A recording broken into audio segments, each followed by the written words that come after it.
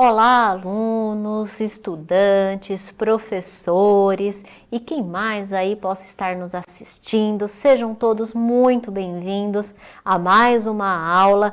Hoje, não é o componente do solo a célula, tá, gente?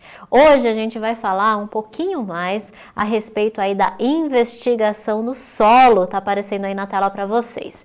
Então, a nossa aula de hoje é justamente essa, investigação do solo. O aprofundamento, sim, é esse mesmo, a cultura do solo, do campo à cidade. A unidade curricular é a unidade 1, que vocês já conhecem, o indivíduo e o ambiente. E o componente da nossa aula de hoje é transformações do solo. Exatamente. Então, a gente vai falar um pouquinho mais aí a respeito do solo, né? A gente já vem falando, na verdade, a respeito aí das questões do solo, que tudo, né, de tudo que está envolvido a respeito aí do solo, coloração, características. E hoje a gente vai aprofundar um pouquinho mais a respeito das questões da investigação científica e principalmente a investigação do solo. E para abrilhantar essa aula, né, ela já vem aí nos acompanhando, né, dentro desse componente. Vocês já conhecem, vocês já sabem, é a professora Sumaia. Muito bem-vinda, professora. Obrigada, professora Priscila. Olá, alunos, estudantes, professores e os demais curiosos, porque acredito que quem está assistindo o nosso vídeo é uma pessoa curiosa, que gosta de conhecimento. Ah, com certeza, né? Se está falando ali a respeito de investigação, então com certeza é uma pessoa curiosa, é uma pessoa observadora, então com certeza aí está acompanhando a gente, né? Isso aí. Então, sejam bem-vindos a mais um componente, transformação do solo. Então, estou aqui com vocês nessa aula, onde a gente vai finalizar o nosso desenvolvimento cunhado dentro da nossa investigação, como a gente já falou na nossa última aula. Então, o nosso eixo estruturante aí de investigação, nós temos aí investigar e analisar as soluções, problemas e variáveis que interferem na dinâmica de fenômenos da natureza, processos tecnológicos, considerando dados e informações disponíveis em diferentes mídias, ou com ou sem o uso de dispositivos e aplicativos digitais.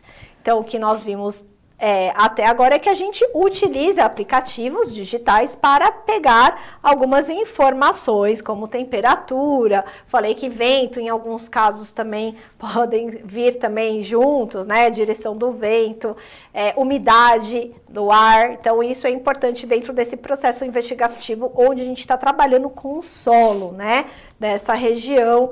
E como habilidade do currículo paulista, nós temos aí analisar as diversas formas de manifestação da vida em seus diferentes níveis de organização, bem como as condições ambientais favoráveis e o momento limitante a elas, com ou sem o uso de dispositivos e aplicativos digitais. E com isso, a gente está falando sobre analisar não só as manifestações de vida, que a gente está falando de vegetação, quando a gente vai recolher um solo, mas também falar que esse solo, ele tem ali matéria orgânica provinda principalmente de seres decompositores que ajudam, não é, professora? Com certeza, né? Então a gente tem aí as questões, por exemplo, dos micro-organismos que estão associados, por exemplo, a esse solo, né? Então a gente tem, por exemplo, ali uma série de anelídeos, né? Principalmente ali as minhocas que estão ali associadas ao solo. A gente vai encontrar também bactérias, a gente vai encontrar fungos, protozoários, ou seja, a gente vai encontrar uma gama enorme aí de representantes dos seres vivos. Então, por isso a gente analisa, quando a gente analisa o solo, a gente também analisa, né, os organismos vivos que estão presentes nesse solo. Não só os que estão presentes na superfície, como por exemplo os vegetais, mas aqueles também que estão presentes nas profundezas, digamos assim, do solo, né? E uma coisa super importante também é justamente a questão, né, que o eixo estruturante que faz parte então aí do nosso componente é o eixo de investigação científica. Vocês mesmos, né, já viram, né, na apresentação aí da professora, a habilidade ali do eixo estruturante é justamente a habilidade de investigar, de observar. Então, é a habilidade de investigação científica que a gente está trabalhando, não só nesse componente, mas também a gente está trabalhando aí nos outros componentes que fazem parte, então, desse aprofundamento. Provavelmente vocês já viram também lá no componente onde eu faço parte lá, que é o componente do solo, a célula, vocês também já viram, né, que a gente também utiliza aí o eixo estruturante de investigação científica. Então, esse eixo estruturante vai estar muito presente nos nossos componentes e também muito presente nesse aprofundamento. Então, super importante que você que está acompanhando então esse aprofundamento também precisa aí acompanhar todos os componentes desse aprofundamento,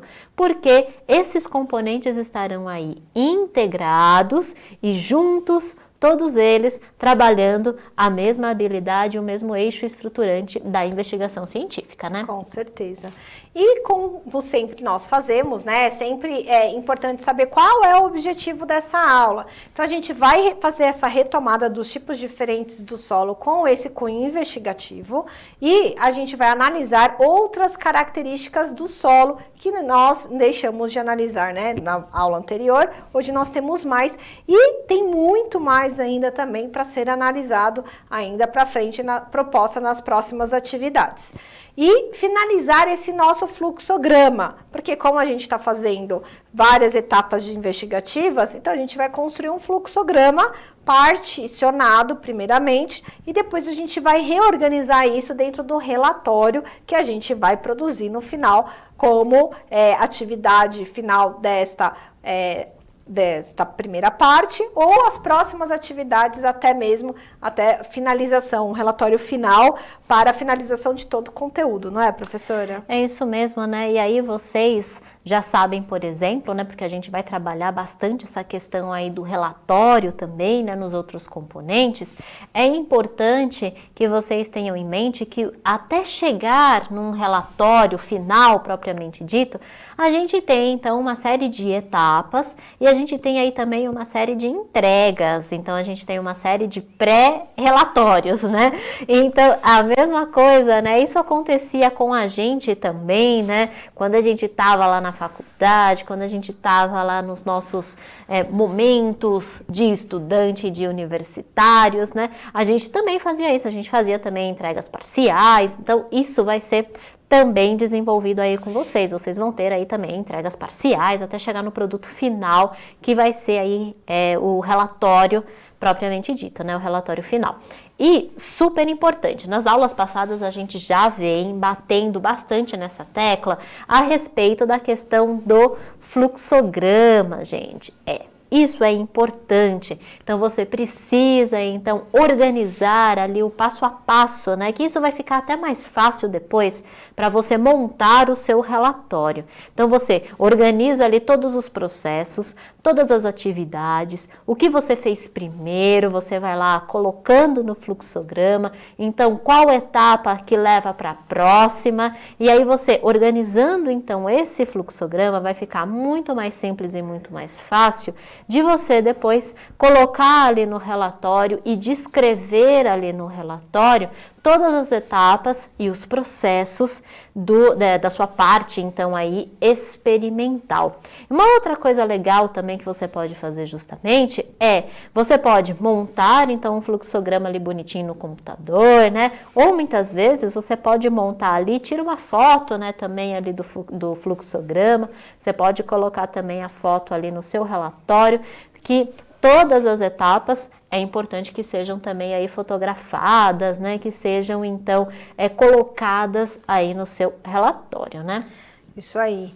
E aí, como sempre, nossa orientação muito importante é a nossa anotação do diário de bordo, né? Então, esse diário de bordo aí, vocês já vêm fazendo anotações desde as nossas primeiras aulas e agora continua, né, intensifica, porque o registro meticuloso é uma das propriedades para quem vai trabalhar com a parte de investigação. Então, na parte de investigação científica, a gente precisa ter o registro exato, porque caso alguém faça pergunta, né, um dos relatores vai lá, você fala, mas como que fez isso? E aí? Você não vai lembrar de cabeça, nem sempre a cabeça, né, consegue guardar tudo. Então, esses registros no diário, eles são fundamentais. Então, hora de fazer os nossos registros no diário.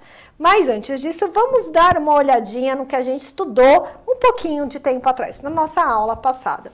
Nós investigamos as cores das amostras do solo, então eu dei lá uma sugestão de um vídeo que fala sobre as diferentes colorações e a investigação dessa consistência das amostras do solo. Então esses foram os 2 vídeos de sugestões que para vocês assistirem e que ajudassem a produzir esse fluxograma no momento da experimentação, né? No momento do agora, vamos lá, como vamos analisar, não é, professora? É verdade, né? E essas indicações aí são super importantes que vocês vejam, então, mesmo essas indicações, esses vídeos, lá eles fazem, né, o passo a passo, então, de como são as coletas, né? Então, lá tem lá o especialista que faz, então, a coleta do solo, ele vai mostrar direitinho como fazer essa coleta, como você fracionar essa grande amostra que você tem do solo. Então você não vai analisar tudo de uma vez, né? Porque é muito solo para ser analisado.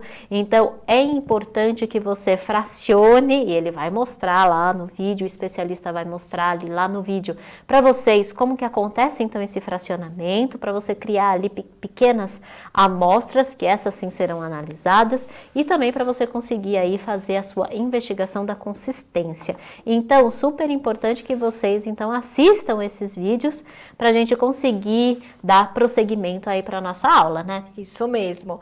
E já prevendo esse processo de produção desse relatório, o que a gente precisa ter em mente é que quando a gente produz um relatório, quem vai ler esse relatório precisa ter uma abordagem, uma visão, uma leitura fluente, na qual ele consiga depois reproduzir exatamente, ou de forma muito próxima, exatamente, né? É alguma coisa muito ser igualzinho, né? E aí só matemática para fazer isso, professora. Mas verdade. nesse caso do nosso dia a dia, né? Pelo menos fazer o mais próximo do possível, igual ao que você fez. Então, lá, registro do local. Então, a pessoa vai lá naquele local. Então, tudo que for colocado nesse relatório tem que permitir com que quem for ler também possa reproduzir esse experimento. Então, isso é importante, tá? Outras coisas importantes para esse relatório durante essa leitura, é você ser muito claro e objetivo no que você está colocando ali. Então, aí tem a gente também trabalhar essa capacidade da escrita, né? Então, olha só quantas coisas a gente tem aí envolvida, uma coisa que nem está dentro do nosso componente em si, mas a língua portuguesa é fundamental nesse momento de escrita do relatório, certo? Com certeza, né? E aí a gente vai ver justamente que se a gente coloca, por exemplo, frases ou parágrafos que não tem aquela contextualização, ou aquelas frases e parágrafos que não apresentam aquela clareza, o leitor, então, do nosso relatório, ele vai ficar perdido, né? Então, olha só, se você vai falar a respeito, por exemplo, do lugar, né, onde você coletou, então, os seus dados e as suas amostras, não adianta você colocar o local tinha uma árvore, por exemplo, né? Existem diversos e inúmeros locais onde tem a árvore. Então, para você se aproximar ainda mais, né, para que ele saiba exatamente o local onde você coletou, por isso é importante as coordenadas geográficas, né? Então você coloca ali as coordenadas geográficas em grau, minuto, segundo, se é norte, se é sul, se é leste, oeste, e a partir daí, com essas coordenadas, você está aí sim informando com exatidão qual foi o local que você fez essa coleta.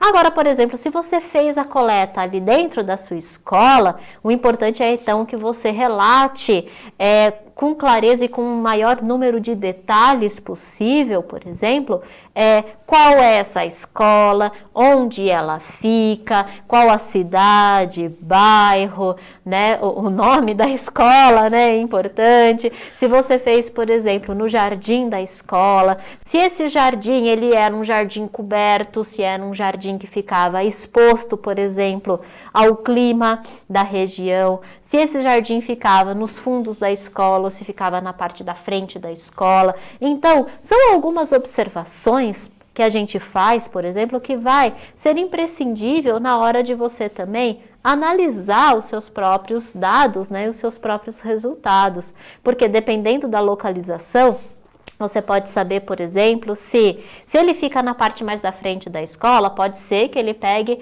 mais sol num determinado horário, né? Então, se ele pega mais sol, por exemplo, no período da manhã, ou, por exemplo, pode ser um local fechado, então as questões de umidade, por exemplo, vão ser diferentes em relação, por exemplo, a outras coletas e a outros solos. Então, essas observações e esse nível de detalhamento é importante que contenha aí no seu relatório.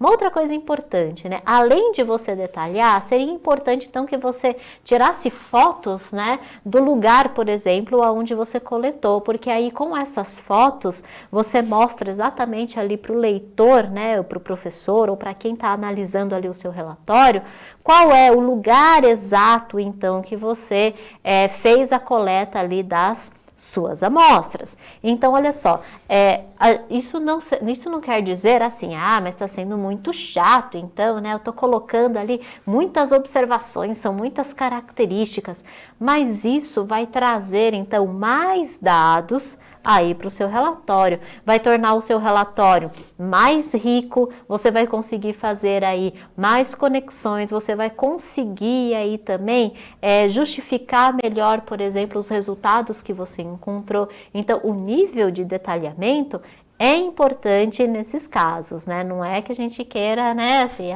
vai ficar muito chato. Não, mas aí o nível de detalhamento é importante. E para um bom investigador, né, você precisa ter aí uma boa observação de tudo que você faz. Então, é importante a gente colocar aí todas as características que vocês consigam aí anotar no diário de bordo de vocês, né? Exatamente. Outra coisa importante também é na hora de efetuar o relatório, saber o tempo verbal. Então, a gente nunca usa a primeira pessoa. Eu fiz isso, aí a pessoa fala assim, eu fiz, né? Exatamente. Aí fica um relatório estranho lendo na primeira pessoa, se a gente for ver, não é, professora? Com certeza, né? A gente usa geralmente aí, né, uma linguagem aí na terceira pessoa. Então, fez-se tal coisa, né? Ou assim, o procedimento se dá a partir de... Aí você relata ali o procedimento, né? Mas, geralmente, né, por que a gente utiliza isso, né? Justamente porque você não desenvolveu essa metodologia. Você viu, por exemplo, um vídeo, ou você viu alguém fazendo essa metodologia e você reproduziu, então, essa metodologia aí na coleta dos seus dados. Então, por isso a gente utiliza aí a terceira pessoa como uma forma, então, de dizer que alguém fez essa metodologia, né? Então, alguém aprimorou essa coleta de dados. Então, por isso a gente utiliza aí a terceira pessoa. Uma outra coisa importante também, né? A gente sempre utiliza, né, professora, as nossas citações. Então, se você viu, por exemplo, eu li num livro que tal pessoa fazia a coleta assim, assim, assim. Então, você coloca aquela coleta que você leu e aí no final você coloca ali a citação, ou seja, da onde você tirou aquela forma de coletar ou aquela forma de analisar os seus dados. Isso é importante também, né? A gente, Isso é então, fundamental. citar as nossas fontes, né? A gente vem, até as nossas próprias aulas, se vocês observarem, elas estão lá sempre com um link, com uma citação de onde a gente tirou, porque ninguém nasce sabendo tudo. Então, a gente tem esses registros ou essas questões porque alguém já estudou. Então, ter esse processo de em quem você foi atrás, de quem... Então, às vezes, você vai atrás de um geógrafo, ou um geólogo, ou de um biólogo que te falou isso. Então, a visão, dependendo de quem está falando, pode mudar a respeito. E aí, já vai dar o entendimento que o seu relatório tem essa abordagem e não a outra que estava sendo esperada. Então, isso é fundamental que vocês comecem a entender. E para isso, claro, as leituras que os professores vão estar passando sobre a questão científica também vai ajudá-los, né, a dar esse entendimento melhor, essa propriedade para vocês desenvolver esse relatório científico aí, que eu quero ver divulgação aí desses produtos, tá certo? Quero estar lendo aí as coisinhas na finalização dessas atividades, né? Então, por favor, certeza, divulguem pra gente, né, os produtos desses resultados, que é sempre bom. Bom, e falando de registro, as etapas desse registro, a gente já falou anteriormente, o fluxograma ele serve para a gente colocar essas etapas aí orientando-nos, e o registro dessas etapas de como foi feito é importante, né? Ele tem que conversar. E essa visão ampla do grupo, ela é também importante, porque às vezes alguém teve uma percepção diferente do outro, e é um ponto a ser abordado também. Olha, eu não tinha pensado dessa forma. Isso traz uma nova visão a essa análise que você está trazendo no processo de investigação, tá? Observando sempre que cada um teve a visão que cada um teve, porque nós temos vivências diferentes, né? Então, a professora olha o solo e fala assim, o solo ele tem ser vivo, ele tem vegetais, ela vai ver as plantas, vai ver se tem os anelídeos, é isso? Falei certo? Isso mesmo, isso aí. As minhocas são dos as minhoquinhas, isso aí. Enfim, e aí tem essa visão. Eu já enxergo o solo como professora de química com todos os componentes químicos, quais são os elementos químicos envolvidos ali que dão aquela coloração para aquela estrutura, para aquele fragmento de rocha, né? Não pode falar pedra, professora, senão, né? Professor de geografia deve ter muito bem comentado. Pedra não, né, gente? Fragmento, ó, fica mais bonito, certo? Bom, então, galera, esses detalhes da investigação para ser registrados, né? E lembrando que esse registro é mais um registro pessoal para a produção desse relatório, combinado? Isso é muito importante e fundamental. E agora, indo para a nossa investigação do solo, para se aprofundar, tá aí mais 2 sugestões de vídeos para vocês verem, tá? Assistirem e procederem, porque é bom pôr a mão na massa, né? E nesse caso não é massa, é o solo, é a terra. É rocha, né? É rocha. Colocar a mão na rocha, é isso mesmo. Então, analisando a textura do solo, vocês vão ver algumas questões ligadas justamente a esse solo, como que ele é, a situação dele quanto ao toque, né? Essa textura do que pode acontecer dele, tanto seco quanto úmido, né? E encharcado, ele vai ter algumas nuances diferentes aí. Então, vocês vão estudar essa parte. E analisando também a porosidade do solo. Então, se a gente tem alguns fragmentos, essa porosidade vai ser maior quando você tem estruturas geralmente maiores, os grãos maiores, né, dessas estruturas da rocha que foram se fragmentando, for maior, você tem uma maior porosidade. E o que isso vai influenciar? Bom, se eu tenho um solo poroso, eu tenho mais ar ali dentro ou mais água se ele estiver saturado, né? Então, eu consigo encharcar mais de água, por exemplo, esse solo. Ou ele vai ter mais ar, porque eu tenho entre um grão e outro, tenho mais espaço do que se eles fossem menorzinhos, certo? Então, a análise dessa porosidade, ela também é importante porque isso vai trazer para esse solo algumas relações justamente entre a textura, a coloração e até o tipo de vegetação que é possível dentro daquele solo. Então, nós vimos em aulas anteriores esse sistema brasileiro de classificação dos solos, e é importante até relacionar com os biomas mais para frente, né, professora? Porque nós temos certeza, aí uma extensão territorial tão vasta, os tipos de solos diferentes. Será que isso provoca biomas diferentes, professora? Olha, com certeza, com certeza vai provocar aí biomas diferentes. Vocês vão ver também, né, provavelmente, vocês já devem ter estudado também, quando a gente falou lá a respeito dos biomas, né, vocês já devem ter estudado que, por exemplo, na Amazônia a gente tem um determinado tipo de solo, né, a gente tem, por exemplo, até mesmo a questão ali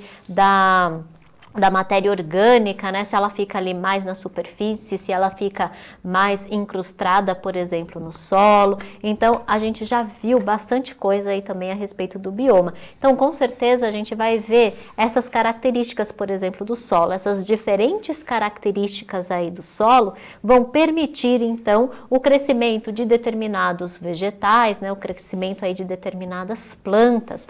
Uma outra coisa também a respeito, né, como a gente conversou em algumas aulas passadas, né, a respeito, por exemplo, do pH do solo. Então, a gente vai ver também que aí diferentes pHs do solo, que vão determinar ou uma maior acidez ou não desse solo, também vão permitir aí o crescimento de determinados organismos, vão permitir aí o crescimento também de determinadas plantas.